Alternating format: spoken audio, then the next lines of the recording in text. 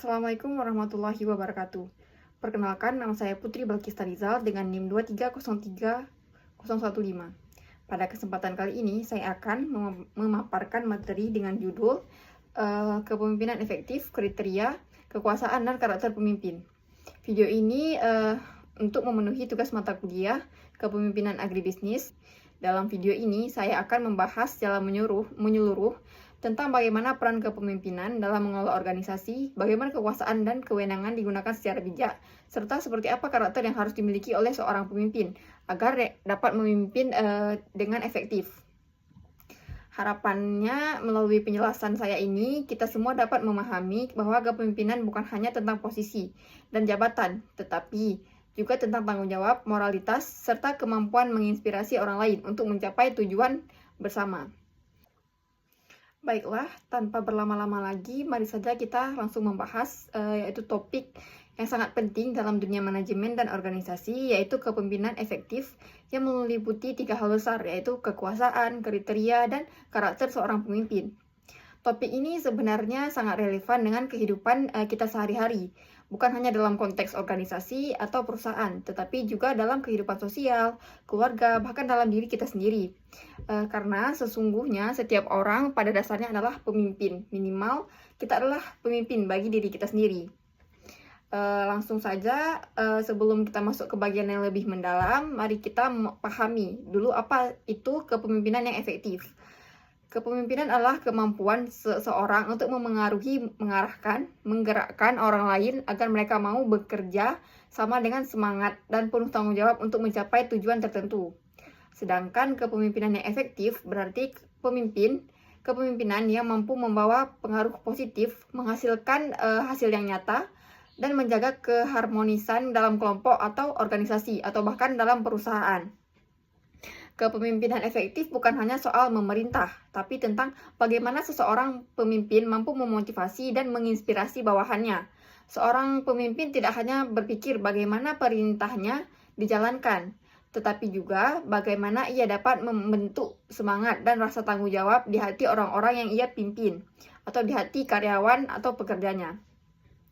Kepemimpinan efektif juga hanya bergantung pada kemampuan seorang pemimpin dalam memahami manusia, karena yang dipimpin bukanlah mesin, melainkan individu dengan emosi, kebutuhan, dan perasaan.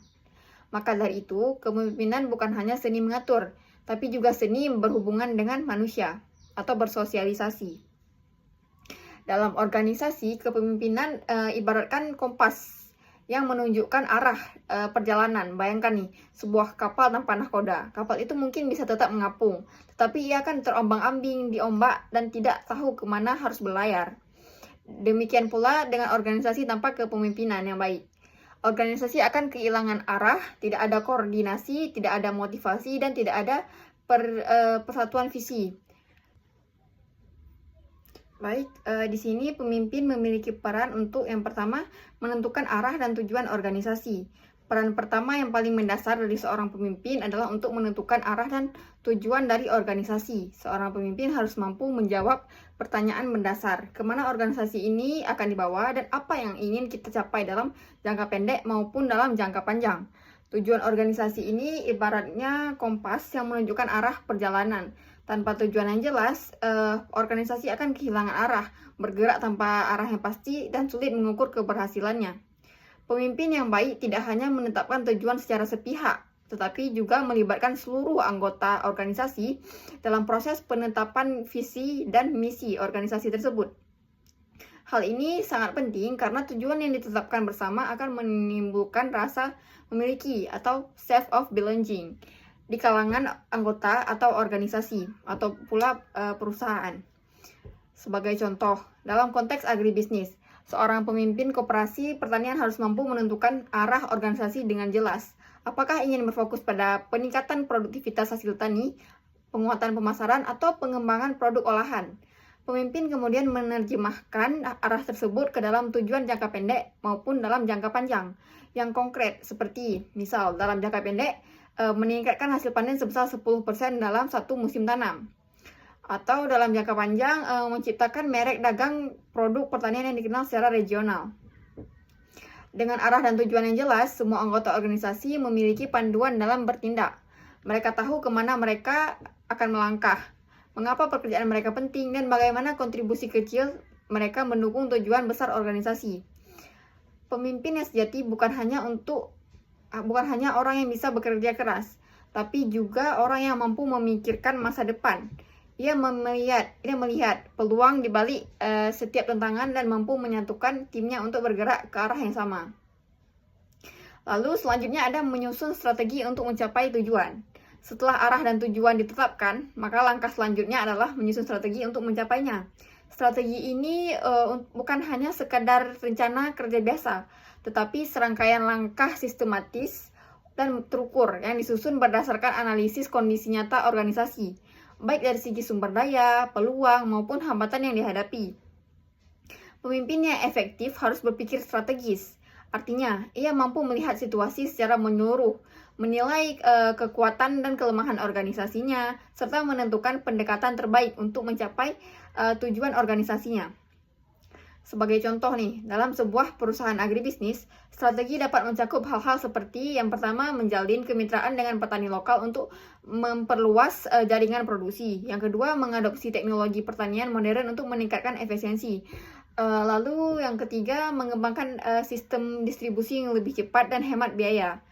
Atau memperluas pasar ke daerah-daerah yang baru. Namun, menyusun strategi tidak cukup hanya di atas kertas. Pemimpin juga harus memastikan bahwa strategi yang dirancang realistis dan dapat diukur dan bisa dijalankan oleh timnya atau oleh organisasinya. Strategi yang terlalu ideal dapat mempertimbangkan kemampuan sumber daya hanya akan menjadi wacana. Selain itu, seorang pemimpin harus mampu menyesuaikan strategi dengan perubahan lingkungan. Dalam dunia modern yang dinamis, kondisi pasar, teknologi, dan kebijakan pemerintah bisa berubah sangat cepat. Pemimpin yang fleksibel akan mampu menyesuaikan strategi tanpa kehilangan arah. Oleh karena itu, menyusun strategi adalah kemampuan penting yang menggabungkan antara analisis, perencanaan, kreativitas, dan kepemimpinan visioner. Lalu yang selanjutnya ada mengelola sumber daya yang ada. Setelah strategi ditetapkan, pemimpin harus mengelola sumber daya organisasi dengan efektif dan dengan efisien. Sumber daya di sini mencakup banyak hal, bukan hanya uang atau aset fisik, tapi juga sumber daya manusia, sumber daya waktu, informasi, dan energi organisasi. Pemimpin yang efektif tahu bahwa sumber daya selalu terbatas, sehingga penggunaannya harus cermat dan terarah. Ia memastikan setiap sumber dapat digunakan sesuai prioritas dan tujuan organisasi. Dalam konteks sumber daya manusia, pemimpin harus mampu menetapkan orang yang tepat di posisi yang tepat, atau the right man on the right place. Ia mengenali potensi, kemampuan, dan karakter setiap anggota timnya atau setiap anggota organisasinya. Lalu mengelolanya agar bekerja secara optimal. Bawahannya yang dikelola dengan baik akan merasa dihargai, termotivasi, dan akhirnya berkontribusi lebih besar bagi organisasi atau perusahaan. Selain itu, pemimpin juga perlu memperlihatkan efisiensi dan transparansi dalam pengelolaan sumber daya keuangan. Ia memastikan bahwa setiap rupiah digunakan untuk kepentingan organisasi, bukan untuk kepentingan pribadi atau kelompok tertentu. Dalam hal ini, integritas menjadi kunci utama. Pemimpin yang baik juga mengelola waktu dan informasi dengan sangat efektif. Ia memahami bahwa waktu adalah aset yang tidak ternilai, sehingga harus dimanfaatkan untuk kegiatan produktif dan pengambilan keputusan yang tepat waktu. Sedangkan dalam hal informasi, pemimpin yang cerdas akan memastikan arus informasi berjalan dengan lancar, jelas, dan tidak menimbulkan kesalahpahaman di dalam organisasi. Dengan kata lain, pemimpin sejati adalah manajer sumber daya yang bijak. Ia mampu menyeimbangkan antara kebutuhan jangka pendek dan kebutuhan jangka panjang, antara efisiensi dan kesejahteraan anggota organisasinya. Lalu peran selanjutnya atau peran keempat yaitu membangun komunikasi dan hubungan antar anggota. Peran yang keempat ini tak kalah penting nih dari peran yang lainnya, yaitu adalah membangun komunikasi dan hubungan antar anggota agar semuanya bergerak dalam satu tujuan yang bersama. Kepemimpinan yang efektif tidak bisa dilepaskan dari kemampuan membangun komunikasi yang sehat. Tanpa komunikasi yang baik, strategi yang hebat sekalipun tidak akan berjalan. Pemimpin harus menjadi penghubung yang kuat antara seluruh anggota timnya, mulai dari level tertinggi sampai yang terendah. Ia harus memastikan bahwa informasi mengalir dari dua arah, dari pimpinan ke bawahan dan dari bawahan ke pemimpinan. Komunikasi yang efektif menciptakan suasana kerja yang terbuka, penuh kepercayaan, dan saling menghargai. Bawahan tidak merasa takut kepada pemimpin. Bawahan juga tidak merasa takut untuk berbicara, memberi ide, atau bahkan menyampaikan kritik, karena mereka tahu pemimpinnya mau mendengarkan. Selain itu, pemimpin yang komunikatif mampu membangun hubungan emosional yang sangat positif dengan timnya. Ia tidak hanya berinteraksi secara formal, tetapi juga secara personal, menanyakan kabar, memberi dukungan moral, dan menciptakan rasa kebersamaan. Hubungan yang baik antara pemimpin dan anggota akan menciptakan rasa yang saling percaya atau mutual trust, yang pada akhirnya memperkuat semangat kerja tim. Ketika komunikasi dan hubungan sudah terbentuk dengan baik, setiap orang akan merasa menjadi bagian penting dalam organisasi atau dalam perusahaan. Mereka tidak bekerja karena paksaan, melainkan karena keyakinan bahwa mereka sedang berkontribusi pada sesuatu yang lebih besar. Pemimpin yang hebat memahami bahwa keberhasilan organisasi bukan hanya ditentukan oleh seberapa cerdas strategi yang ia buat, tetapi juga seberapa kuat ikatan emosional dan komunikasi yang ia bangun di dalam timnya. Seorang pemimpin harus mampu menjadi penggerak, pendorong, sekaligus pelindung bagi bawahannya. Ia harus mampu menciptakan suasana kerja yang kondusif, penuh semangat, dan berorientasi pada hasil. Lalu kita lanjut ke tantangan yang menjadi seorang pemimpin di era modern. Menjadi pemimpin di zaman sekarang bukan hal yang mudah. Kita hidup di era perubahan yang sangat cepat atau dunia digital, globalisasi, kompetisi yang semakin tinggi. Pemimpin masa kini tidak cukup hanya mengandalkan otoritas atau jabatan, tetapi juga harus mampu menjadi inspirator dan problem solver. Pemimpin modern dituntut untuk berpikir strategis sekaligus kreatif. Artinya, ia harus bisa memanfaatkan otak kiri dan juga otak kanannya secara seimbang. Otak kiri ini digunakan untuk berpikir secara rasional, analitis, dan logis. Ini penting dalam membuat keputusan yang terukur dan berdasarkan data. Sedangkan otak kanan digunakan untuk berimajinasi, berinovasi, dan memahami sisi emosional manusia.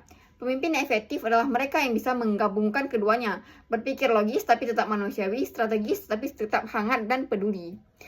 Lalu ada tujuan dan manfaat mempelajari kepemimpinan yang efektif. Tujuan kita mempelajari kepemimpinan efektif adalah agar kita mampu memahami bagaimana cara pemimpin dengan bijak dan kondusif. Manfaatnya antara lain, yang pertama, kita dapat memahami bagaimana kekuasaan digunakan secara benar, bukan untuk menindas, tapi untuk membangun.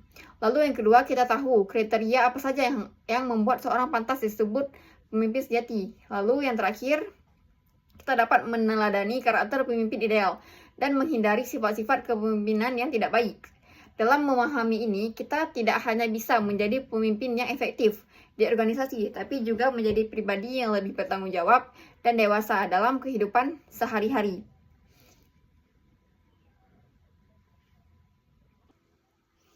Baik, sebelum kita masuk ke bagian detail kekuasaan, mari kita pahami terlebih dahulu ciri umum dari kepemimpinan yang efektif. Ciri pertama dari seorang pemimpin yang efektif adalah kemampuan untuk menentukan arah dan tujuan organisasi dengan jelas. Seorang pemimpin harus mampu menjadi kompas yang memberi arah bagi seluruh timnya, bukan hanya mengikuti arus, tetapi memilih arus itu sendiri.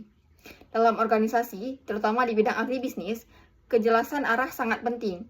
Pemimpin harus mampu menjelaskan dengan rinci visi organisasinya, apa yang ingin dicapai, mengapa tujuan itu penting, dan bagaimana setiap anggota berkontribusi untuk mencapainya. Visi dan misi yang jelas berfungsi sebagai panduan bagi seluruh anggota dalam bertindak dan mengambil keputusan. Tanpa arah yang jelas, organisasi seperti kapal tanpa kompas, mungkin berlayar, tapi tidak tahu kemana tujuannya. Pemimpin yang efektif juga memastikan bahwa tujuan organisasinya realistis namun menantang. Artinya, tidak terlalu mudah sehingga tidak memotivasi dan tidak terlalu sulit sehingga membuat tim merasa putus asa. Ia mampu mengomunikasikan tujuan itu secara inspiratif sehingga setiap anggota merasa memiliki peran penting dalam menjalankan organisasi tersebut. Selain itu, pemimpin sejati tidak hanya menentukan arah di awal, tetapi juga meninjau dan memperbarui arah organisasi secara berkala. Ia sadar bahwa dunia terus berubah, pasar berubah, teknologi berubah, dan kebutuhan manusia juga berubah. Oleh karena itu, arah organisasi pun harus disesuaikan agar tetap relevan. Ciri kedua dari pemimpin efektif adalah kemampuan untuk mempertahankan dan mengembangkan organisasi agar tetap relevan dengan perubahan zaman.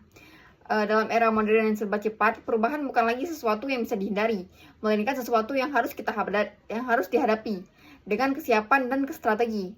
Pemimpin yang efektif tidak menolak perubahan, tetapi justru melihatnya sebagai peluang untuk tumbuh dan berinovasi. Ia memahami bahwa organisasi yang sukses di masa lalu belum tentu akan tetap sukses di masa depan jika tidak beradaptasi. Karena itu, pemimpin harus mampu membaca tren, mempelajari perkembangan teknologi, serta memahami dinamika sosial dan ekonomi yang terjadi di sekitarnya. Sebagai contoh, dalam sektor agribisnis, pemimpin yang inovatif akan mendorong petani untuk memulai menggunakan teknologi pertanian, seperti sistem irigasi pintar, penggunaan drone untuk pemantauan lahan, atau pemasaran hasil pertanian melalui platform digital. Semua ini menunjukkan kemampuan pemimpin untuk mengembangkan organisasi agar tetap kompetitif dan relevan. Namun, mempertahankan organisasi bukan hanya soal inovasi teknologi. Lebih dari itu, pemimpin juga harus menjaga nilai-nilai dasar organisasi agar tidak hilang di tengah perubahan. Ia harus mampu menyeimbangkan antara tradisi dan modernitas, antara nilai-nilai lama yang berhasil dan tuntutan zaman yang terus berkembang. Dengan begitu, organisasi tidak hanya bertahan, tetapi juga tumbuh dan berevolusi secara berkelanjutan. Ciri yang ketiga adalah kemampuan pemimpin untuk mengelola sumber daya yang ada secara efisien. Sumber daya adalah bahan bakar utama bagi setiap organisasi, dan tugas pemimpin adalah memastikan bahan bakar tersebut digunakan dengan sebaik-baiknya. Dalam konteks ini, sumber daya mencakup dua hal utama. Yang pertama, sumber daya manusia dan sumber daya material. Sumber daya manusia merupakan aset terpenting dalam organisasi. Pemimpin yang baik tahu bagaimana mengenali potensi setiap individunya, menetapkan orang-orang yang tepat di posisi yang tepat, serta memberikan bimbingan dan motivasi agar mereka bisa berkembang. Pemimpin yang efektif tidak hanya mengatur, tetapi juga menginspirasi dan memperdayakan. Sedangkan sumber daya material seperti dana, peralatan, dan fasilitas harus dikelola dengan prinsip efisiensi dan transparansi. Pemimpin harus memastikan setiap pengeluaran benar-benar mendukung tujuan organisasi, bukan hanya rutinitas tanpa arah. Ia juga harus berani mengambil keputusan untuk mengalokasikan sumber daya ke sektor-sektor yang paling produktif dan berdampak besar. Manajemen sumber daya yang baik juga mencakup pengelolaan waktu dan informasi. Pemimpin yang efektif mampu mengatur prioritas, menghindari pemborosan waktu, dan memastikan informasi mengalir dengan cepat dan akurat di dalam organisasi atau dalam perusahaan. Dengan pengelolaan sumber daya yang efisien, pemimpin menciptakan organisasi yang produktif, hemat biaya, dan bersaing sangat tinggi. Ciri keempat adalah kemampuan pemimpin untuk menggunakan kecerdasan emosional dan sosial dalam berinteraksi dengan orang. Dalam praktiknya, kepemimpinan bukan hanya soal kemampuan berpikir logis, tapi juga kemampuan memahami dan mengelola perasaan, baik perasaan diri sendiri maupun perasaan orang lain. Kecerdasan emosional membuat pemimpin mampu bersikap tenang dan dalam tekanan, sabar menghadapi perbedaan pendapat, dan bijak dalam pengambilan keputusan. Sementara kecerdasan sosial membuatnya mampu memahami dinamika tim, membangun hubungan yang sehat, serta menciptakan lingkungan kerja yang positif. Pemimpin yang memiliki kecerdasan emosional tidak mudah terpancing emosi atau menyalahkan bawahannya ketika terjadi kesalahan. Sebaliknya, ia berusaha memahami penyebabnya, memberi bimbingan, dan menumbuhkan semangat belajar dalam timnya. Selain itu, pemimpin seperti ini juga mampu menempatkan diri dengan tepat dalam berbagai situasi sosial. Ia tahu kapan harus tegas, kapan harus mendengarkan, dan kapan harus memberi ruang bagi orang lain untuk berkembang. Kecerdasan emosional dan sosial menjadi fondasi penting dalam membangun kepercayaan dan loyalitas. Bawahan akan lebih menghormati pemimpin yang bisa memahami mereka sebagai manusia, bukan hanya sekadar alat produksi. Dalam jangka panjang, hal ini akan menciptakan suasana kerja yang harmonis, meningkatkan kinerja tim, dan memperkuat solidaritas dalam organisasi. Dan yang terakhir, namun justru paling penting adalah bahwa seorang pemimpin yang efektif yaitu menginspirasi, bukan menakut-nakuti. Kepemimpinan yang dibangun di atas rasa takut hanya akan menghasilkan ketaatan yang semu. Bawahan mungkin mengikuti perintah, tapi tanpa semangat dan inisiatif. Begitu pemimpin tidak hadir, semangat kerja pun akan hilang. Sebaliknya, pemimpin yang menginspirasi dan menanamkan semangat seperti semangat kerja yang lahir dari hati. Ia memberi contoh nyata, bukan hanya kata-kata. Bawahannya bekerja bukan karena takut dihukum, tapi karena mereka percaya pada pemimpinnya, pada tujuan bersama, dan pada nilai-nilai yang diperjuangkan organisasinya. Pemimpin yang menginspirasi tidak perlu berteriak untuk mendengar. Sikapnya yang konsisten, adil, rendah hati, dan penuh empati sudah cukup membuat orang lain menghormatinya. Ia tidak menuntut loyalitas dengan paksaan, tapi menumbuhkan loyalitas dengan keteladanan. Pemimpin yang seperti ini akan meninggalkan jejak moral yang kuat. Ketika ia berbicara, orang mendengarkan. Ketika ia bertindak, orang mengikuti. Dan bahkan ketika ia tidak menjabat, pengaruh dan inspirasinya tetap hidup dalam hati orang-orang yang pernah ia pimpin. Nah, dari pembukaan ini kita sudah memahami bahwa kepemimpinan bukan hanya tentang kekuasaan atau jabatan. Kepemimpinan adalah proses memengaruhi orang lain untuk mencapai tujuan bersama dengan cara yang bermartabat dan penuh dengan tanggung jawab. Pada bagian berikutnya, kita akan mulai membahas komponen pertama dari kepemimpinan yang efektif, yaitu kekuasaan dan kewenangan. Kita akan lihat bagaimana kekuasaan bekerja, apa perbedaannya dengan wewenang, serta bagaimana kekuasaan bisa digunakan untuk mengarahkan organisasi menuju keberhasilan. Setelah tadi kita memahami gambaran umum tentang kepemimpinan yang efektif, sekarang kita akan masuk pada pembahasan yang lebih spesifik, yaitu mengenai kekuasaan dan kewenangan dalam kepemimpinan. Kita tahu nih bahwa dalam setiap organisasi, baik besar maupun kecil, formal maupun informal, selalu ada struktur kekuasaan. Disinilah konsep kekuasaan dan kewenangan menjadi penting untuk dipahami. Langsung saja kita masuk pada pengertian kekuasaan. Secara sederhana, kekuasaan atau power adalah kemampuan seseorang untuk memengaruhi orang lain agar mereka mau melakukan sesuatu yang diinginkan oleh pemegang kekuasaan tersebut.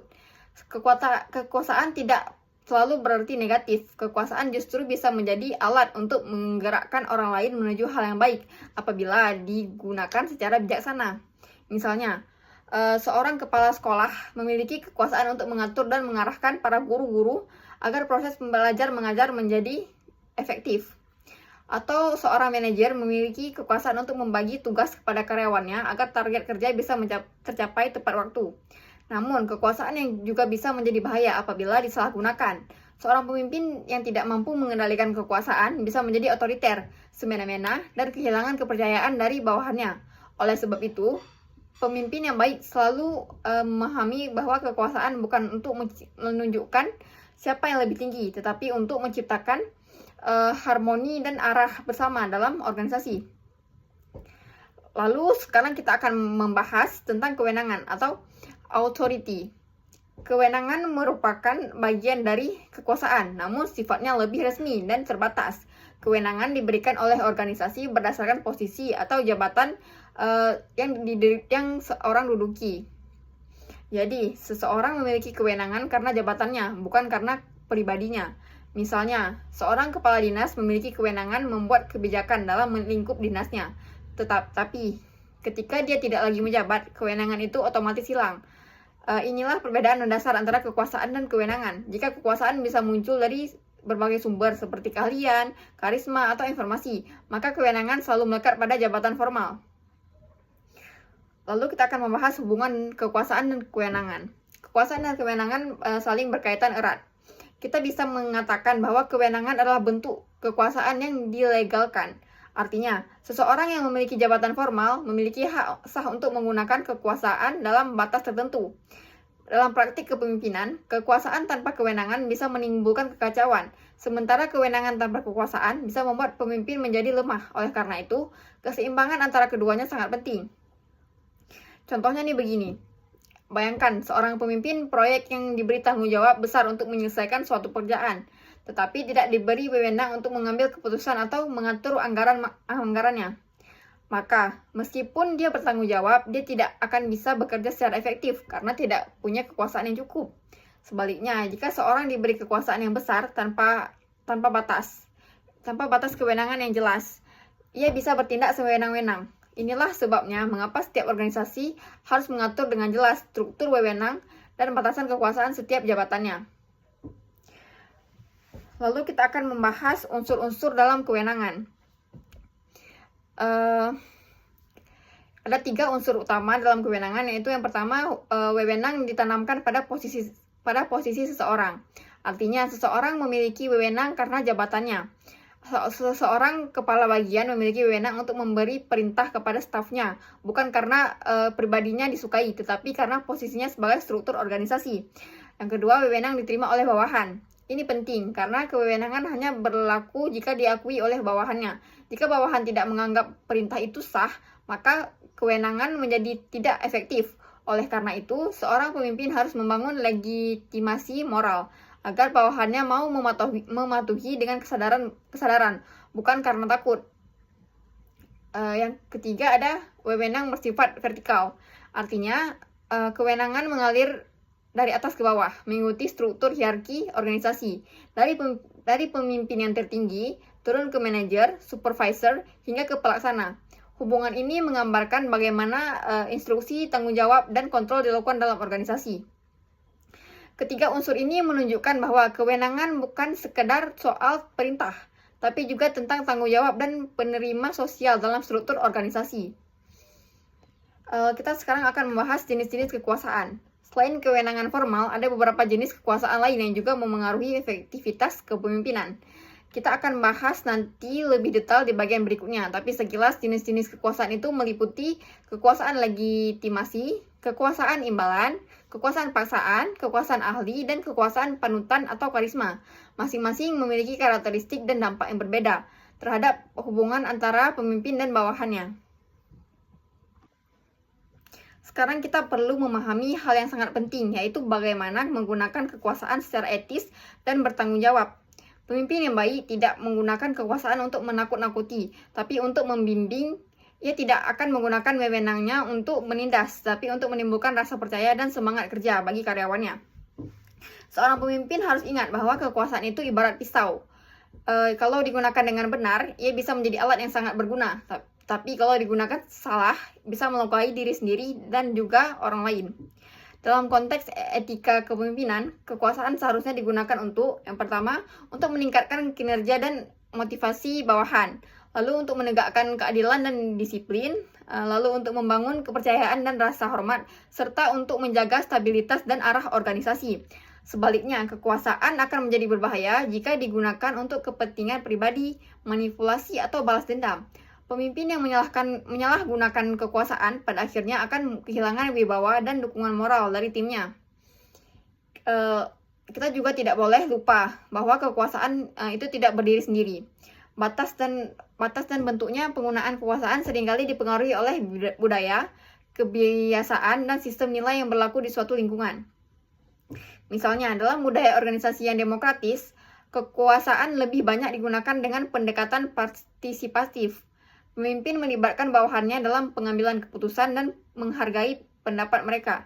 Sedangkan dalam organisasi yang sangat hierarkis, kekuasaan cenderung bersifat top-down. Perintah datang dari atasan dan bawahan harus mematuhi tanpa banyak diskusi. Keduanya bisa berjalan baik selama ada saling pengertian dan rasa tanggung jawab. Artinya, pemimpin yang efektif adalah mereka yang memahami konteks budaya dan mampu menyesuaikan cara menggunakan kekuasaan sesuai situasi dan nilai-nilai yang berlaku. Baik, kita bisa simpulkan bahwa kekuasaan dan kewenangan adalah fondasi penting dalam kepemimpinan. Keduanya harus berjalan seimbang. Kekuasaan memberikan kemampuan untuk memengaruhi, sedangkan wewenang memberikan legitimasi agar pengaruh itu sah dan diterima. Pemimpin yang efektif tidak hanya memegang kekuasaan, tetapi juga memahami batasannya, serta menggunakan kekuasaan itu untuk membangun, bukan untuk menindas orang lain. Pada bagian berikutnya, kita akan membahas lebih dalam tentang basis-basis kekuasaan, atau sumber-sumber kekuasaan yang dimiliki oleh seorang pemimpin. Di sana, pada bagian selanjutnya ini, kita akan mengenal lebih rinci berbagai jenis kekuasaan, seperti kekuasaan legitimasi, imbalan, paksaan, keahlian, dan karisma, serta bagaimana masing-masing berperan dalam menciptakan kepemimpinan yang efektif. Baik, kita lanjutkan pembahasan kita yang pada bagian ketiga ini. Pada bagian kedua tadi kita sudah memahami bahwa kekuasaan dan kewenangan merupakan dua hal yang saling berkaitan. Kekuasaan sebagai kemampuan untuk memengaruhi dan kewenangan sebagai hak yang sah untuk melakukannya. Sekarang kita akan masuk lebih dalam pada basis atau sumber kekuasaan, yaitu dari mana kekuasaan itu berasal dan bagaimana kekuasaan tersebut digunakan dalam praktik kepemimpinan. Lalu apa sih itu basis kekuasaan? Basis kekuasaan atau base of power adalah sumber yang memberikan kemampuan kepada seseorang untuk memengaruhi orang lain. Kekuasaan tidak muncul begitu saja, tapi memiliki dasar yang membawa seseorang bisa dipercaya, ditakuti, dikagumi, dan diikuti oleh bawahannya. Setiap pemimpin memiliki sumber kekuasaan yang berbeda-beda, tergantung pada posisi, kepribadian, keahlian, dan situasi yang dihadapinya. Pemimpin yang efektif biasanya tidak hanya mengandalkan satu sumber kekuasaan, melainkan memadukan beberapa bentuk kekuasaan agar pengaruhnya lebih seimbang dan bijaksana. Secara umum, ada beberapa bentuk kekuasaan yang perlu dipahami, yaitu yang pertama ada kekuasaan antar pribadi, yang kedua ada kekuasaan struktural dan situasional, yang ketiga ada kekuasaan dalam pengambilan keputusan, dan yang terakhir ada kekuasaan informasi. Baik, kita akan membahas satu-satu secara rinci. Yang pertama ada kekuasaan antar pribadi, yaitu kekuasaan antar pribadi adalah kekuasaan yang muncul dari hubungan antara individu dengan individu yang lainnya. Artinya, seorang individu mendapat kekuasaan karena pengaruh personalnya terhadap orang lain, bukan semata hanya karena jabatannya. Dalam kekuasaan antar pribadi ini terdapat beberapa jenis kekuasaan utama yang sering muncul dalam dunia organisasi. Yang pertama adalah kekuasaan legitimasi atau legitimate power. Kekuasaan legitimasi ini adalah kemampuan seorang untuk memengaruhi orang lain karena jabatannya yang resmi dalam struktur organisasi. Misalnya nih, seorang direktur memiliki kekuasaan atas manajer dan manajer memiliki kekuasaan atas staf di bawah manajer tersebut. Kekuasaan ini bersifat formal, diakui dan diterima oleh bawahan serta karena didasarkan pada aturan dan sistem yang sah.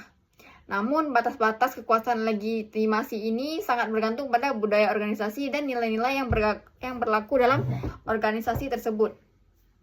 Sebagai contoh, dalam organisasi yang sangat hierarkis seperti militer, kekuasaan legitimasi sangat kuat. Bawahan wajib patuh tanpa banyak pertanyaan. Sedangkan dalam organisasi yang lebih demokratis seperti perusahaan modern atau lembaga pendidikan, kekuasaan legitimasi seringkali dilengkapi dengan partisipasi dalam komunikasi dua arah. Kelebihan dari kekuasaan legitimasi adalah memberikan stabilitas dan kejelasan struktur. Tetapi kelemahannya bila digunakan berlebihan bisa membuat bawahan merasa tidak dihargai dan merasa terlalu dikekang. Yang kedua ada kekuasaan imbalan atau reward power. Jenis kekuasaan yang kedua ini yaitu kemampuan seorang pemimpin untuk memberikan penghargaan atau hadiah kepada bawahannya atas kepatuhan, prestasi, atau bahkan kinerja mereka.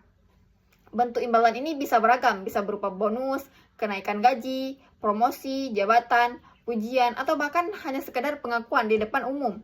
Manusia pada dasarnya senang dihargai, maka dari itu kekuasaan imbalan ini menjadi salah satu alat motivasi yang sangat efektif bila digunakan dengan tepat. Namun perlu diingat, jika pemimpin hanya mengandalkan imbalan berupa material, hubungan kerja bisa menjadi transaksional. Pemimpin yang bijak harus bisa menggabungkan imbalan material dan imbalan emosional, seperti rasa percaya, penghargaan, dan kesempatan berkembang. Dengan begitu, bawahan akan bekerja bukan hanya karena imbalan, tetapi juga karena rasa memiliki terhadap organisasinya. Yang ketiga ada kekuasaan paksaan atau coercive power. Kekuasaan ini didasarkan pada kemampuan seorang pemimpin untuk memberikan hukuman atau sanksi bagi yang tidak patuh. Hukuman ini bisa berupa teguran, pengurangan insentif, penundaan promosi, atau bahkan pemutusan hubungan kerja. Tujuannya bukan untuk menindas, tetapi untuk menjaga kedisiplinan dan mencegah perilaku yang merugikan bagi organisasi maupun bagi perusahaan. Namun, penggunaan kekuasaan paksaan harus sangat hati-hati. Jika digunakan terlalu keras, bisa menimbulkan rasa takut, dendam, dan menurunkan moral kerja. Oleh karena itu, hukuman sebaiknya selalu proporsional, adil, dan disertai penjelasan yang masuk akal. Kekuasaan paksaan bisa efektif dalam situasi tertentu, misalnya saat menghadapi pelanggaran berat atau ketika organisasi sedang dalam keadaan yang krisis. dan membutuhkan ketegasan. Namun dalam kondisi normal, pemimpin sebaiknya lebih banyak menggunakan kekuasaan persuasif daripada kekuasaan paksaan. Lalu selanjutnya ada kekuasaan ahli atau expert power. Kekuasaan ini muncul karena seseorang memiliki pengetahuan atau keahlian khusus yang dibutuhkan oleh organisasi atau oleh perusahaan. Contohnya, seorang ahli bedah, seorang insinyur berpengalaman, atau seorang analisis keuangan senior yang paham detail laporan keuangan perusahaan. Kekuasaan ini tidak tergantung pada jabatan, melainkan pada kompetensi dan kemampuan seseorang. Dalam banyak kasus, bawahan bisa memiliki kekuasaan ahli yang lebih besar daripada atasannya jika ia menguasai keahlian tertentu yang sangat vital. Pemimpin yang memiliki kekuasaan ahli biasanya dihormati bukan karena jabatannya, tetapi karena kecakapannya. Mereka dianggap sebagai sumber solusi, tempat untuk bertanya, dan panutan dalam bidangnya. Untuk mempertahankan kekuasaan ini, seorang pemimpin harus terus belajar dan memperbarui pengetahuannya. Karena dalam dunia yang cepat berubah seperti ini atau dunia yang dinamis, keahlian yang tidak diperbarui akan cepat ketinggalan zaman. Lalu selanjutnya ada kekuasaan panutan atau referent power, atau sering juga disebut sebagai kekuasaan karisma. Kekuasaan ini muncul karena kepribadian, karakter, atau gaya seseorang yang menginspirasi dan dapat dikagumi oleh orang lain. Kita bisa melihat contoh dalam banyak tokoh besar seperti Nelson Mandela, Soekarno, atau Mahatma Gandhi. Mereka memiliki karisma dan daya tarik yang membuat banyak orang rela mengikuti mereka tanpa paksaan. Dalam konteks organisasi, pemimpin yang berkarisma mampu membangun loyalitas dan kepercayaan yang tinggi. Bawahannya mengikuti bukan karena takut, tapi karena kagum dan percaya bahwa kepemimpinan memiliki integritas dan baik.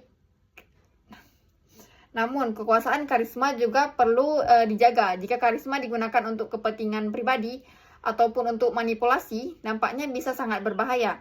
Karena pengaruh karisma seringkali lebih emosional daripada rasional.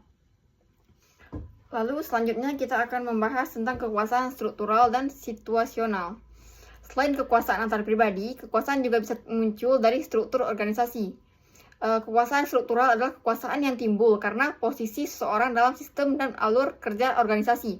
Misalnya nih, kepala bagian keuangan memiliki kekuasaan untuk menyetujui pengeluaran dana, sementara kepala personalia memiliki kekuasaan dalam urusan rekrutmen dan penempatan pegawai. Struktur organisasi menentukan siapa yang memiliki hak untuk mengambil keputusan tertentu dan siapa yang harus melaksanakannya. Selain itu, ada juga kekuasaan situasional, yaitu kekuasaan yang muncul karena kondisi tertentu. Misalnya dalam keadaan darurat, seseorang yang memiliki kemampuan teknis bisa memimpin sementara, meskipun secara jabatan bukan yang tertinggi. Kekuasaan struktural dan situasional ini menunjukkan bahwa kepemimpinan bersifat dinamis dan kontekstual. Kadang bukan karena jabatan yang menentukan kekuasaan, tapi peran seseorang dalam mengatasi situasi. Lalu selanjutnya ada kekuasaan dalam pengambilan keputusan. Kekuasaan juga terlihat dari sejauh mana seseorang atau unit dalam organisasi memiliki pengaruh terhadap proses pengambilan keputusan. Seseorang dikatakan berkuasa jika ia bisa menentukan arah keputusan yang penting. Misalnya dalam memilih strategi perusahaan, menentukan kebijakan, atau menentukan siapa yang akan dipromosikan. Pemimpin yang memiliki posisi di lingkaran pengambilan keputusan biasanya memiliki pengaruh yang besar terhadap arah organisasinya. Namun, kekuasaan ini juga membawa tanggung jawab moral yang besar karena setiap keputusan yang diambil bisa berdampak luas terhadap banyak orang. Lalu selanjutnya ada kekuasaan informasi. Jenis kekuasaan terakhir yang sering terlupakan tapi sangat penting adalah kekuasaan informasi. Seseorang yang memiliki akses terhadap informasi penting dalam misalnya organisasi secara otomatis memiliki kekuasaan, misalnya seorang akuntan, sekretaris, atau analisis data. Meskipun secara formal mungkin bukan pejabat tinggi, tapi karena mereka pemegang informasi strategis, mereka memiliki pengaruh yang besar dalam proses organisasi. Pemimpin yang bijak harus mampu mengelola arus informasi dengan transparan dan adil. Jangan sampai informasi digunakan untuk memanipulasi, menutup-nutupi kesalahan, atau menjatuhkan pihak lain. Sebaliknya nih, informasi harus menjadi alat untuk membuat keputusan yang rasional dan meningkatkan kinerja sama tim. Baik, dari pembahasan kita ini bisa kita simpulkan bahwa kekuasaan memiliki banyak bentuk dan sumber. Pemimpin yang efektif tidak hanya mengandalkan kekuasaan yang formal, tetapi juga membangun kekuasaan pribadi melalui pengetahuan dan keahlian dan juga keteladanan. Kunci utamanya adalah menggunakan kekuasaan dengan bijak dan proporsional. Kekuasaan yang digunakan dengan benar akan menumbuhkan kepercayaan, loyalitas, dan kinerja yang baik. Sebaliknya nih, kalau kekuasaan disalahgunakan akan menghancurkan hubungan, kepercayaan, dan bahkan organisasi itu sendiri. Kita lanjutkan pembahasan kita setelah sebelumnya kita telah memahami berbagai bentuk kekuasaan yang efektif yang dimiliki oleh seorang pemimpin. Sekarang kita akan masuk ke pembahasan yang lebih aplikatif, yaitu bagaimana kekuasaan itu diterapkan dalam gaya kepemimpinan yang efektif. Mengatur orang bukanlah perkara yang mudah. Setiap individu memiliki kepribadian, kemampuan, kemauan, dan kematangan yang berbeda-beda. Tantangan seorang pemimpin adalah bagaimana caranya ia bisa menyesuaikan gaya kepemimpinannya dengan kondisi dan karakter bawahannya, agar tujuan organisasi tetap tercapai dengan baik. Kita lanjutkan ke pengertian kepemimpinan yang efektif, yaitu kepemimpinan yang efektif berarti kemampuan seorang pemimpin dalam memengaruhi, mengarahkan, dan memotivasi orang lain untuk bekerja mencapai tujuan organisasi dengan cara yang sesuai dengan situasi dan kondisi yang ada. Pemimpin efektif tidak hanya mampu memberikan instruksi, tetapi juga memahami perasaan, motivasi, dan tingkat kematangan bawahannya. Dengan demikian, kepemimpinan yang efektif tidak bisa bersifat kaku atau satu arah, melainkan harus fleksibel dan adaptif. Teori ini sering disebut dengan situational leadership theory atau kepemimpinan situasional yang dikembangkan oleh Hersey dan Blanchard. Menurut teori ini, efektivitas seorang pemimpin sangat bergantung pada tingkat kesiapan dan kematangan bawahannya. Tipe-tipe bawahan yang berdasarkan kematangan dan kemauannya yaitu dalam praktiknya para bawahan dalam organisasi dapat dikategorikan menjadi empat tipe utama, yaitu berdasarkan kemauan atau will dan berdasarkan kemampuan skill. Mari kita bahas satu persatu. Yang pertama adalah bawahan yang tidak mau dan tidak mampu. Ini adalah tipe bawahan yang paling menantang untuk dipimpin.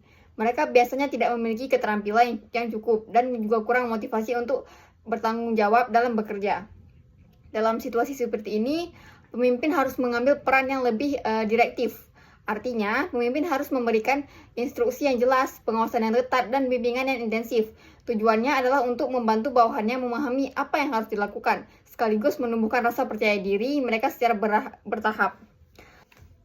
Yang kedua ada bawahan yang mau tetapi tidak mampu. Ini adalah tipe bawahan yang memiliki semangat yang tinggi tetapi masih kurang dalam kemampuan teknis. Dalam kondisi ini, pemimpin perlu bersikap sebagai pelatih atau pembimbing.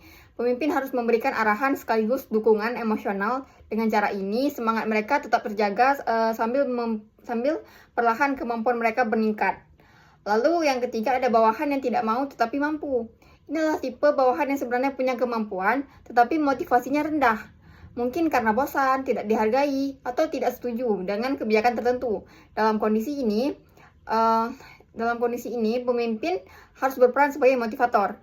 Pemimpin harus melakukan pendekatan personal, mendengarkan keluhan, memberikan kepercayaan, serta menunjukkan apresiasi atas kontribusinya. Gaya kepemimpinan yang tepat di sini adalah partisipatif dan di mana pemimpin melibatkan bawahan dalam proses pengambilan keputusan agar mereka merasa dihargai. Lalu yang terakhir atau yang keempat, bawahan yang mau dan mampu. Ini adalah tipe ideal. Mereka memiliki kemampuan tinggi, semangat kerja tinggi, dan dapat dipercaya. Dalam kondisi ini, pemimpin bisa memberikan pendelegasian yang lebih luas. Pemimpin hanya berperan sebagai pengarah umum, sementara bawahan diberi kebebasan dalam menjalankan tugasnya. Gaya seperti ini disebut delegatif, di mana pemimpin menunjukkan kepercayaan kepada timnya. Lalu dari penjelasan tadi kita bisa melihat bahwa tidak ada satu gaya kepemimpinan yang paling baik untuk semua situasinya. Kepemimpinan yang efektif bergantung pada sejauh mana pemimpin mampu menyesuaikan diri dengan tingkat kematangan bawahannya. Yaitu untuk bawahan yang belum matang, gaya kepemimpinan harus lebih mengarahkan dan mengawasi. Sedangkan untuk bawahan yang sudah mulai berkembang, pemimpin bisa mulai mendorong partisipasi dan dukungan. Lalu untuk bawahan yang sudah matang, pemimpin bisa memberikan kepercayaan dan tanggung jawab penuh. Pemimpin yang bijak selalu melakukan penyesuaian ini dengan hati-hati. Ia tidak akan memaksakan suatu gaya ke semua orang, karena ia tahu setiap individu memiliki kebutuhan yang berbeda. Inilah yang disebut fleksibilitas kepemimpinan. Efektivitas seorang pemimpin juga dipengaruhi oleh beberapa faktor penting, yaitu yang pertama ada situasi dan lingkungan organisasi. Misalnya kepemimpinan yang di lingkungan militer akan berbeda dengan kepemimpinan di perusahaan kreatif. Dalam lingkungan yang penuh disiplin, gaya kepemimpinan tegas mungkin diperlukan. Sedangkan di organisasi yang dinamis, gaya yang lebih terbuka bisa lebih efektif. Lalu yang kedua ada karakter dan kepribadian pemimpin itu sendiri. Seorang pemimpin yang sabar dan komunikatif akan lebih mudah membangun kepercayaan dibanding pemimpin yang mudah marah atau arogan. Lalu yang ketiga ada karakter dan kebutuhan bawahan. Bawahan yang memiliki pendidikan yang tinggi dan mandiri biasanya tidak menyukai gaya kepemimpinan yang terlalu otoriter. Mereka lebih suka dilibatkan dan didengarkan. Lalu yang terakhir ada budaya, organisasi, dan nilai-nilai yang dianut. Budaya yang menekankan kerjasama, keterbukaan, dan keadilan akan mendorong gaya kepemimpinan yang partisipatif. Tujuan utama dari kepemimpinan yang efektif bukan hanya sekadar agar bawahan patuh, tetapi agar mereka bekerja dengan kesadaran dan tanggung jawab. Pemimpin yang efektif mampu membangkitkan rasa terhadap organisasinya. Bawahan tidak bekerja karena takut, tapi karena mereka percaya pada tujuan bersama. Inilah yang disebut kepemimpinan transformasional, di mana pemimpin tidak hanya mengatur, tetapi juga menginspirasi dan menumbuhkan potensi di setiap individu di dalam timnya. Ketika seorang pemimpin mampu membuat bawahannya merasa dihargai dan termotivasi, maka keefektivitasan kepemimpinan akan terlihat nyata dalam hasil kerja, loyalitas, dan suasana kerja yang harmonis. Baik, jadi pembahasan ini kita bisa menyimpulkan beberapa hal, yaitu kepemimpinan efektif adalah kepemimpinan yang menyesuaikan diri dengan kematangan dan kemampuan bawahannya. Yang kedua, tidak ada gaya yang mutlak yang paling baik, adalah yang sesuai dengan situasinya. Lalu pemimpin yang baik adalah mereka yang mampu menjadi pelatih, motivator, sekaligus teladan bagi bawahannya. Dan yang paling penting, efektivitas kepemimpinan tidak diukur dari seberapa banyak orang takut kepada pemimpinnya, tetapi dari seberapa besar kepercayaannya dan rasa hormat yang tumbuh di dalam hati mereka.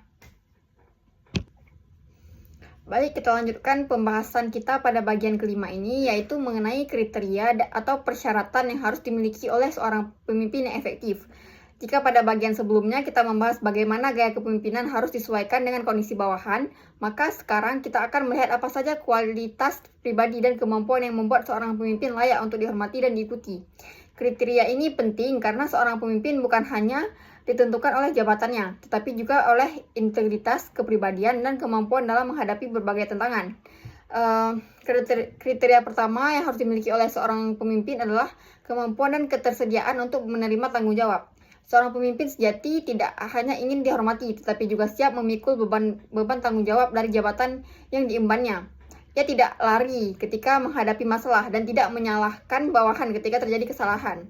Dalam organisasi, tanggung jawab seorang pemimpin bukan hanya terhadap hasil kerja, tetapi juga terhadap proses dan perilaku timnya. Artinya, jika bawahan melakukan kesalahan, pemimpin harus turut bertanggung jawab, karena berarti ada aspek pengawasan atau komunikasi yang belum berjalan dengan baik. Pemimpin yang bertanggung jawab atau selalu menghadapi resiko pengambilan keputusan dengan berani dan menerima konsekuensi dari setiap tindakan yang diambil. Ia tidak akan bersembunyi di balik jabatan, tetapi berdiri paling depan ketika terjadi persoalan. Inilah yang membedakan antara seorang pemimpin sejati dengan sekadar atasan. Seorang atasan mungkin bisa hanya memerintah, tapi seorang pemimpin sejati melindungi dan menanggung beban bersama timnya. Lalu kriteria kedua adalah kemampuan untuk bersikap perspektif, yaitu kemampuan untuk mengamati, memahami, dan memahami kenyataan yang ada di lingkungan secara tajam. Pemimpin yang perspektif mampu membaca situasi dengan baik. Ia bisa menangkap tanda-tanda kecil dari perubahan, konflik, atau potensi yang ada dalam organisasinya. Kemampuan ini mencakup dua sisi penting, yaitu yang pertama persepsi eksternal, yaitu kemampuan memahami bawahannya di situasi kerja dan dinamika organisasi. Pemimpin yang peka akan mudah mengenali siapa yang sedang kehilangan motivasi, siapa yang potensial untuk berkembang, dan bagaimana suasana kerja di timnya. Lalu yang kedua ada persepsi internal atau introspektif, yaitu kemampuan untuk menilai dirinya sendiri secara jujur. Pemimpin yang baik harus tahu kekuatan dan kelemahan dirinya, sehingga ia bisa memperbaiki dan menempatkan diri dengan tepat dalam setiap situasi yang ada. Contohnya, seorang manajer yang perspektif akan tahu kapan harus tegas, kapan harus lembut, kapan harus berbicara, dan kapan sebaiknya ia diam. Ia tidak hanya bertindak berdasarkan intuisi, tetapi juga pemahaman mendalam terhadap kondisi nyata di lapangan. Kriteria ketiga adalah bersikap objektif. Objektivitas adalah kemampuan melihat peristiwa secara netral tanpa dipengaruhi oleh emosi pribadi, kepentingan tertentu, atau perasaan suka dan tidak suka. Dalam organisasi, sikap objektif sangat penting untuk menjadi keadilan dan kredibilitas seorang pemimpin. Pemimpin yang objektif menilai bawahannya berdasarkan prestasi dan kontribusi nyata, bukan karena kedekatan pribadi atau hubungan emosional. Ia berani menegur orang yang salah meskipun orang itu dekat dengannya, dan berani memberi penghargaan kepada orang yang layak walaupun mungkin ia tidak menyukai orang tersebut. Sikap objektif juga membantu pemimpin dalam pengambilan keputusan. Ketika menghadapi konflik atau dilema, pemimpin yang objektif akan berpegang pada fakta dan prinsip, bukan pada bisikan, perasaan, atau tekanan dari luar. Dengan bersikap objektif, pemimpin akan memperoleh kepercayaan dari timnya, karena mereka tahu keputusan yang diambil oleh pemimpin selalu berdasarkan keadilan dan pertimbangan yang rasional. Kriteria berikutnya adalah kemampuan menentukan prioritas. Dalam menjalankan organisasi, seringkali pemimpin dihadapi pada banyak masalah sekaligus, yaitu tugas menumpuk, proyek dan keputusan yang harus diambil dalam waktu yang singkat. Tanpa kemampuan menetapkan prioritas, seorang pemimpin akan mudah kewalahan. Pemimpin yang efektif tahu mana yang paling penting dan harus diselesaikan terlebih dahulu, serta mana yang bisa ditunda. Ia tidak hanya bekerja keras, tetapi juga bekerja cerdas. Sebagai contoh nih, dalam situasi krisis, seorang pemimpin harus mampu menilai mana masalah yang harus segera diatasi, karena menyangkut kelangsungan organisasi dan mana yang bisa menunggu. Kemampuan menentukan prioritas juga mencerminkan kematangan berpikir dan manajemen waktu yang baik. Pemimpin yang tidak bisa menetapkan prioritas akan membuat organisasi berjalan tanpa arah, membuang sumber daya dan kehilangan fokus. Sebaliknya, pemimpin yang tahu prioritas akan membawa timnya bekerja lebih efisien dan terarah. Kriteria yang kelima dan mungkin yang paling penting adalah kemampuan berkomunikasi. Seorang pemimpin tidak bisa bekerja sendirian. Ia membutuhkan bantuan, kerjasama, dan dukungan dari orang lain. Untuk itu, kemampuan berkomunikasi menjadi kunci utama. Kemampuan di sini bukan hanya sekadar berbicara, tetapi juga kemampuan mendengarkan dengan empati. Pemimpin yang komunikatif mampu menjelaskan tujuan dengan jelas, memberi perintah dengan cara yang bisa diterima, serta membangun suasana dialog yang terbuka. Selain itu, pemimpin juga harus bisa menyesuaikan gaya komunikasi dengan audiens. Berbicara kepada bawahan tentu berbeda dengan berbicara kepada atasan atau rekan sejawat. Kemampuan beradaptasi dalam berkomunikasi menunjukkan kecerdasan sosial seorang pemimpin. Komunikasi juga menjadi alat penting dalam memotivasi. Satu kalimat yang tepat dari pemimpin bisa membangkitkan semangat kerja seluruh timnya. Sebaliknya, satu kalimat yang salah bisa menjatuhkan moral kerja. Oleh karena itu, seorang pemimpin yang efektif akan selalu berhati-hati dalam berkata, dan selalu berusaha menyampaikan pesan dengan kejelasan, kesantunan, serta makna yang membangun. Kelima kriteria ini tanggung jawab, perspektif, objektivitas, kemampuan menentukan prioritas, dan kemampuan berkomunikasi saling berkaitan dan membentuk dasar dari kepemimpinan yang efektif. Seorang pemimpin yang hanya cerdas dan tapi tidak tanggung jawab tidak akan dihormati. Pemimpin yang komunikatif tetapi tidak objektif akan kehilangan kepercayaan. Dan pemimpin yang tidak mampu membaca situasi serta menentukan prioritas akan membuat timnya bingung dan tidak bisa fokus. Oleh karena itu, kriteria-kriteria ini harus berjalan seimbang dan saling melengkapi. Mereka membentuk fondasi moral dan profesional seorang pemimpin sejati. Baik, dari pembahasan ini kita bisa mengambil beberapa kesimpulan penting. Yaitu yang pertama, seorang pemimpin yang efektif harus berani memikul tanggung jawab yang penuh atas tim dan organisasinya. Yang kedua, ia harus memiliki kepekaan tinggi terhadap situasi dan mampu menilai diri secara jujur. Lalu yang ketiga, ia harus bersikap objektif dalam menilai dan mengambil keputusan. Yang keempat, ia harus mampu menentukan prioritas agar organisasi tetap fokus dan efisien. Dan yang terakhir, ia harus menguasai komunikasi dua arah sebagai jembatan antara dirinya dan timnya. Kelima hal ini yang akan membentuk integritas, kecerdasan, wibawa seorang pemimpin yang sejati. Baik, sekarang kita telah sampai pada bagian terakhir dari pembahasan kita tentang kepemimpinan yang efektif. Setelah memahami tentang kekuasaan, kewenangan, kriteria, dan gaya kepemimpinan, kini kita akan melihat bagaimana seorang pemimpin bertindak dalam kesehariannya, bagaimana ia berperilaku, dan seperti apa karakter ideal yang seharusnya dimiliki oleh seorang pemimpin sejati. Yang pertama adalah perilaku pemimpin efektif. Dalam dunia manajemen modern, banyak ahli sepakat bahwa kepemimpinan bukan hanya tentang posisi atau kekuasaan, melainkan tentang perilaku nyata seorang pemimpin dalam menjalankan tugasnya sehari-hari. Kalau pada masa lalu, orang berpikir bahwa kepemimpinan adalah bawaan sejak lahir, seperti karisma alami, ketegasan, atau kewibawaan, maka sekarang kita memahami bahwa kepemimpinan dapat dipelajari dan dibentuk melalui pengalaman dan pembiasaan. Artinya, siapapun bisa menjadi pemimpin yang efektif, asalkan ia mau belajar, berlatih, dan membangun kebiasaan yang positif dalam bekerja. Lalu ada salah satu indikator utama perilaku kepemimpinan adalah bagaimana seorang pemimpin bisa mengambil keputusan. Pemimpin yang efektif selalu menggunakan pendekatan yang rasional, namun tetap memperhatikan nilai-nilai kemanusiaan. Sebelum mengambil keputusan, ia akan mempertimbangkan data, mendengarkan pendapat orang lain, dan memikirkan dampak dari keputusan itu bagi seluruh timnya. Ia tidak akan terburu-buru, tapi juga tidak ragu-ragu. Keseimbangan antara ketegasan dan kehati-hatian inilah yang membuat keputusan seorang pemimpin menjadi efektif dan dihormati. Pemimpin yang terbiasa melibatkan bawahannya dalam proses pengambilan keputusan juga akan menumbuhkan rasa memiliki di antara anggota timnya. Bawahan akan merasa dihargai karena pendapat mereka didengarkan. Inilah bentuk kepemimpinan yang partisipatif, yaitu gaya kepemimpinan yang sangat disarankan dalam organisasi modern. Lalu ada perilaku pemimpin dalam mendelegasikan tugas. Pemimpin efektif juga tahu bahwa ia tidak bisa mengerjakan semuanya sendirian. Oleh karena itu, ia harus mendelegasikan tugas dengan bijaksana.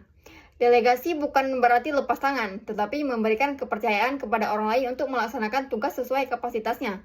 Dengan tetap melakukan pengawasan dan bimbingan melalui pendelegasian, pemimpin memberi ruang bagi bawahannya untuk belajar, berkembang, dan menunjukkan tanggung jawab.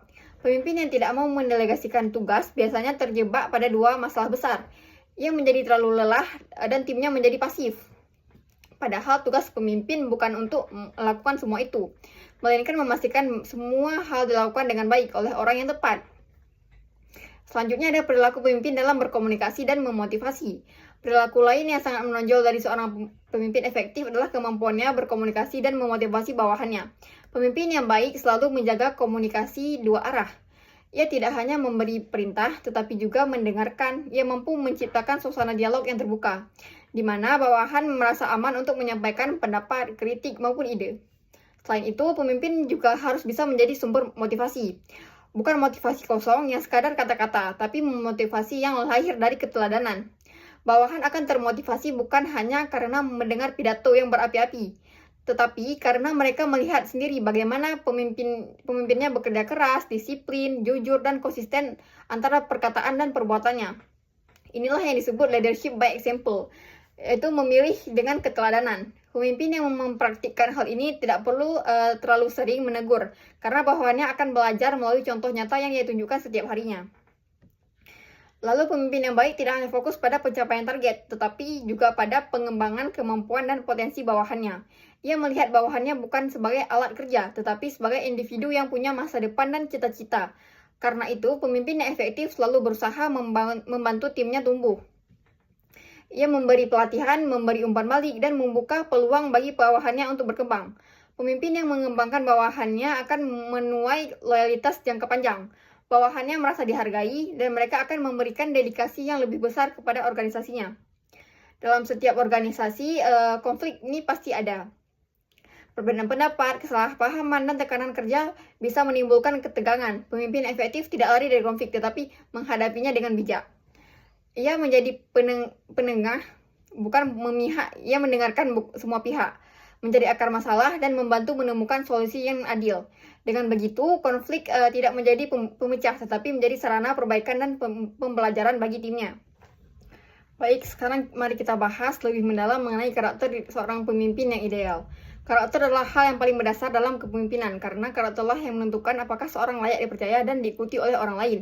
Seorang pemimpin sejati bukan hanya diukur dari seberapa besar kekuasaannya, tetapi dari kekuatan moral dan integritas yang ia miliki.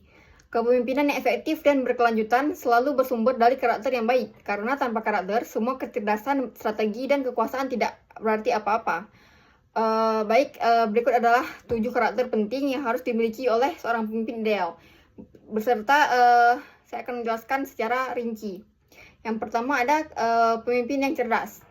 Ciri pertama dari pemimpin ideal adalah kecerdasan. Pemimpin yang cerdas bukan hanya berarti memiliki pengetahuan yang luas, tetapi juga mampu berpikir logis, analitis, dan strategis. Ia mampu melihat sesuatu secara menyeluruh, tidak hanya apa yang terlihat di permukaan, tetapi juga memahami akar permasalahannya dan dampaknya di masa depan. Kecerdasan membuat seorang pemimpin mampu melihat jauh ke depan, memahami risiko, dan membuat keputusan yang tepat berdasarkan data, pengalaman, dan intuisi yang seimbang. Dalam dunia yang kompleks dan terus berubah, kecerdasan seorang pemimpin sangat menentukan arah organisasinya. Misalnya, ketika organisasi menghadapi krisis atau ketidakpastian, pemimpin yang cerdas tidak panik. Ia akan menganalisis situasi, mencari alternatif solusi, dan mengambil keputusan yang paling rasional untuk kebaikan bersama. Namun penting diingat bahwa kecerdasan seorang pemimpin tidak hanya sebatas intelektual atau IQ, tetapi juga emosional, EQ, dan spiritual, SQ. IQ membantu dalam berpikir logis dan analitis, EQ membantu dalam memahami dan mengelola perasaan orang lain, sedangkan SQ membantu menjaga kompas moral dalam setiap tindakannya. Pemimpin yang benar-benar cerdas adalah mereka yang menggabungkan ketiga jenis kecerdasan ini secara seimbang. Ciri kedua adalah inisiatif. Pemimpin yang ideal tidak hanya menunggu keadaan berubah, tetapi menciptakan perubahan itu sendiri. Ia tidak bersikap pasif terhadap masalah, melainkan proaktif dalam mencari solusi. Ketika menghadapi tantangan, ia tidak berkata kita tunggu aja, tetapi berkata apa yang bisa kita lakukan sekarang. Pemimpin yang berinisiatif memiliki semangat inovasi yang tinggi. Ia peka terhadap peluang baru dan tidak takut mencoba hal-hal yang belum pernah dilakukan sebelumnya. Dalam dunia agribisnis, misalnya pemimpin yang berinisiatif akan mencari cara baru untuk meningkatkan efisiensi produk, memperluas pasar, atau memperkenalkan produk inovatif yang mampu bersaing. Selain itu, pemimpin yang berinisiatif juga cepat tanggap terhadap masalah. Ia tidak membiarkan persoalan kecil menumpuk menjadi besar. Dalam inisiatif yang tinggi, pemimpin mampu menjaga organisasi tetap hidup, dinamis, dan bergerak maju. Inisiatif juga menunjukkan semangat tanggung jawab pribadi. Ia tidak menunggu orang lain bertindak terlebih dahulu, tetapi memulai tindakan positif dari dirinya sendiri.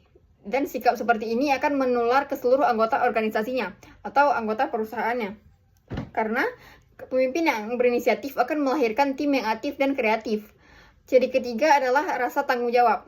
Pemimpin yang sejati tidak akan pernah melempar kesalahan kepada orang lain. Ia berani mengakui kesalahan yang terjadi di bawah kepemimpinannya dan berusaha memperbaikinya. Tanggung jawab adalah ukuran kedewasaan seorang pemimpin. Semakin tinggi jabatan seseorang, semakin besar tanggung jawab yang harus ia pikul. Karena itu, pemimpin yang baik selalu sadar bahwa setiap keputusan yang ia ambil akan berdampak pada banyak orang. Pemimpin yang bertanggung jawab juga menunjukkan komitmen yang tinggi terhadap pekerjaannya. Ia tidak hanya hadir ketika keadaan baik, tetapi juga ketika organisasi menghadapi masa yang sulit. Ia akan berdiri di garis paling depan, memenangkan timnya, dan memberi arah yang jelas agar semua tim bisa bangkit kembali. Dalam konteks moral, tanggung jawab juga berarti berani menghadapi konsekuensi. Pemimpin yang tidak berani bertanggung jawab akan kehilangan kepercayaan dan wibawa di mata bawahannya. Sebaliknya nih, pemimpin yang mau mengakui kesalahan justru akan dihormati karena kejujuran dalam bertanggung jawab menunjukkan kedewasaan moral dan ketulusan hati. Lalu ada ciri keempat adalah kepercayaan. Dalam kepemimpinan, kepercayaan adalah modal utama. Sekali kepercayaan hilang, maka pengaruh dan wibawa seorang pemimpin akan ikut hilang pula. Pemimpin yang tidak dipercaya adalah mereka yang selalu berkonsisten. Pemimpin yang dapat dipercaya adalah mereka yang selalu konsisten antara perkataan dan perbuatannya. Ia tidak mengatakan sesuatu yang tidak ia lakukan. Ia tidak berjanji sesuatu yang tidak bisa ia tepati. Kepercayaan juga dibangun melalui integritas dan transparansi. Pemimpin yang jujur dalam mengelola sumber daya, adil dalam membuat keputusan, dan terbuka dalam komunikasi akan menumbuhkan rasa percaya diri di hati bawahannya. Baik, ciri kelima adalah kejujuran. Kejujuran adalah fondasi moral dalam kepemimpinan. Tanpa kejujuran, semua kemampuan lain tidak akan berarti apapun. Pemimpin yang jujur selalu berbicara sesuai fakta, bertindak sesuai nilai kebenaran, dan berani menolak hal-hal yang bertentangan dengan prinsip moral. Kejujuran menciptakan keadilan, keadilan menciptakan kepercayaan, dan kepercayaan menciptakan loyalitas. Dalam kehidupan organisasi, pemimpin yang jujur akan menjadi teladan bagi seluruh anggotanya. Jika pemimpin berani bersikap jujur, bawahannya pun akan meniru hal yang sama. Sebaliknya, jika pemimpin menutupi kebenaran atau bersikap manipulatif, maka budaya tidak jujur akan menyebar ke seluruh sistem organisasi. Kejujuran juga berarti berani mengakui keterbatasan diri. Pemimpin yang jujur tidak berpura-pura tahu segalanya. Ia terbuka terhadap kritik dan saran. Sikap rendah hati seperti ini justru membuatnya lebih dihormati. Jadi kejujuran bukan sekedar sikap, tapi pilar utama adalah membangun budaya kepemimpinan yang beretika dan berkelanjutan. Ciri keenam adalah kerelaan berkorban. Pemimpin sejati adalah orang yang mendahulukan kepentingan bersama di atas kepentingan pribadi. Ia tidak menggunakan jabatannya untuk keuntungan pribadi, tetapi untuk kemajuan organisasi dan kesejahteraan timnya. Pemimpin yang rela berkorban tidak segan untuk langsung turun membantu anggotanya, bahkan dalam hal-hal kecil sekalipun. Kerelaan berkorban menunjukkan ketulusan hati dan dedikasi. Ia bekerja bukan karena ingin dipuji, tetapi karena merasa bertanggung jawab terhadap keberhasilan sesama. Dan yang terakhir, pemimpin ideal adalah mereka yang mencintai dan dicintai oleh kelompoknya. Artinya, ia membangun hubungan emosional yang sehat dengan seluruh anggota timnya, sehingga tercipta rasa kebersamaan, saling menghargai, dan soliditas yang kuat. Pemimpin yang mencintai timnya tidak memandang mereka hanya sebagai pekerja, tetapi sebagai manusia yang memiliki perasaan, harapan, dan kehidupan pribadi. Ia peduli terhadap kesejahteraan anggotanya, baik secara profesional maupun emosional. Dalam organisasi yang penuh cinta dan kepedulian, suasana kerja menjadi lebih harmonis, anggota tim akan merasa nyaman, semangat, dan saling mendukung satu sama lain. Hubungan yang dibangun atas dasar cinta dan rasa saling menghormati jauh lebih kuat daripada hubungan yang dibangun atas dasar rasa takut. Dan cinta ini bersifat dua arah. Karena pemimpin yang mencintai timnya juga akan dicintai kembali. Cinta yang tulus menciptakan loyalitas yang tidak bisa dibeli dengan uang dan menjadi sumber kekuatan moral yang menjadi keharmonisan organisasi dalam jangka yang panjang. Dari ketujuh karakter pemimpin yang ideal ini, kita dapat melihat bahwa pemimpin sejati adalah perpaduan antara kecerdasan, keberanian, integritas, dan kasih sayang. Ia berpikir dengan kepala yang jernih, bertindak dengan hati yang tulus, dan memimpin dengan contoh nyata, bukan dengan kata-kata kosong. Pemimpin dengan karakter seperti ini bukan hanya berhasil secara manajerial, tetapi juga menjadi panutan moral bagi lingkungannya. Ia meninggalkan warisan bukan hanya berupa hasil kerja, tetapi juga berupa nilai-nilai kehidupan yang menginspirasi orang lain untuk menjadi lebih baik. Dan pada akhirnya itulah tujuan tertinggi dari kepemimpinan sejati. Bukan sekadar memimpin orang lain, tetapi membentuk manusia baru yang juga mampu menjadi pemimpin di masa yang akan mendatang. Untuk memahami seperti apa sosok pemimpin yang baik dan efektif, kita juga perlu mengenali kebalikannya, yaitu ciri-ciri pemimpin yang tidak ideal. Hal ini penting karena seringkali seorang gagal menjadi pemimpin bukan karena kurangnya pengetahuan atau kemampuan teknis, tetapi karena sikap dan perilaku kepemimpinannya yang keliru.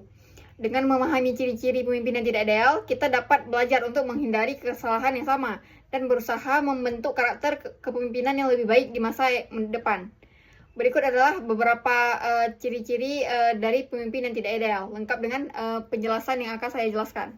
Yang pertama dari pemimpin yang tidak ideal adalah hanya memerintah tanpa berkomunikasi. Pemimpin seperti ini menganggap bahwa kekuasaan berarti bisa mengatur dan memberi perintah sesuka hati, tanpa perlu menjelaskan alasan dibalik kebijakan atau keputusan yang dibuatnya. Ciri kedua adalah jarang berdiskusi atau menutup diri terhadap masukan. Pemimpin seperti ini merasa dirinya selalu benar, paling tahu, dan tidak membutuhkan pendapat orang lain. Mereka mungkin terlihat tegas dan kuat, tapi sebenarnya rapuh karena keputusan yang diambil tidak didasarkan pada realitas di lapangan.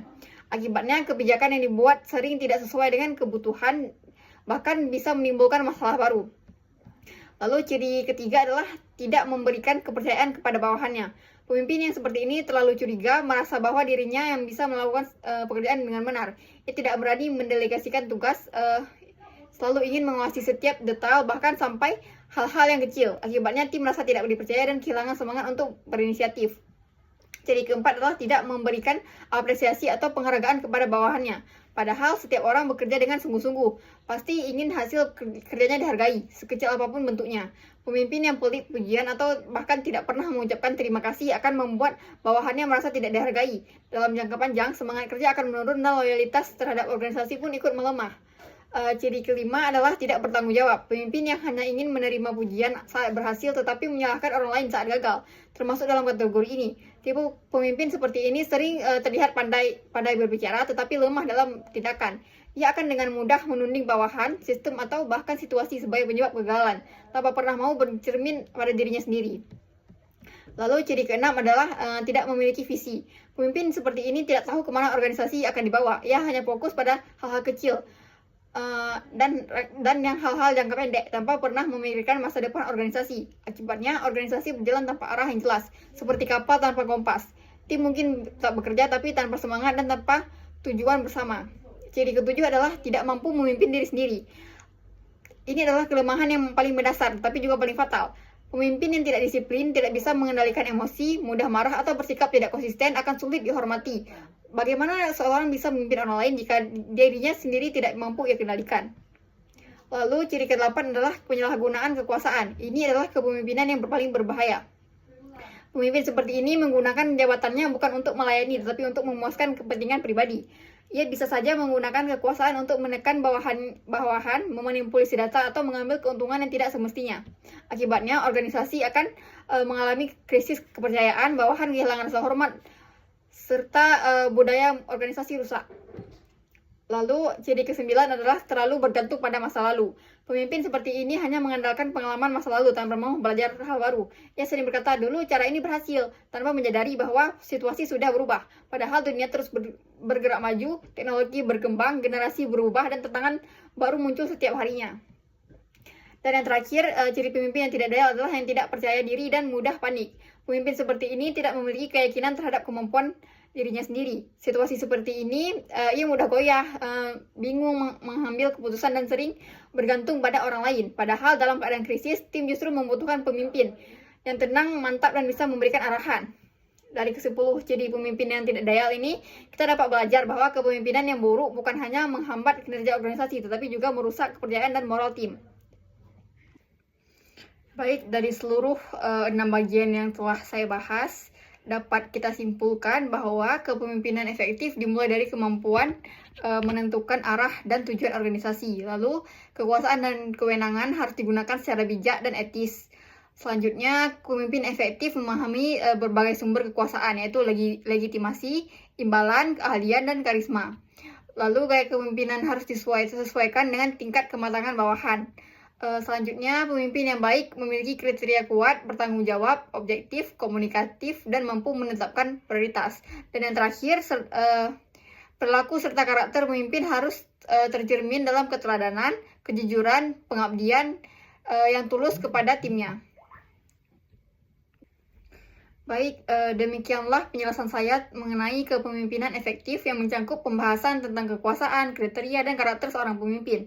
Melalui pembahasan ini, kita belajar bahwa menjadi pemimpin sejati bukan hanya soal kekuasaan, tetapi tentang bagaimana kita mampu menggunakan pengaruh tersebut dengan bijak, adil, dan penuh tanggung jawab. Pemimpin yang efektif adalah mereka yang bisa menginspirasi, menuntun, dan menjadi teladan bagi orang-orang di sekitarnya. Saya berharap materi ini dapat menambah wawasan kita semua, serta menjadi pengingat bahwa kepemimpinan sejati berawal dari kemampuan memimpin diri kita sendiri. Terima kasih atas perhatian dan waktunya. Semoga penjelasan ini bermanfaat dan dapat diaplikasikan dalam kehidupan nyata, khususnya dalam dunia agribisnis. Saya Putri Balkista Rizal dengan NIM 230320015, yaitu mahasiswa yang sedang menempuh mata kuliah kepemimpinan agribisnis, mengucapkan Waalaikumsalam warahmatullahi wabarakatuh.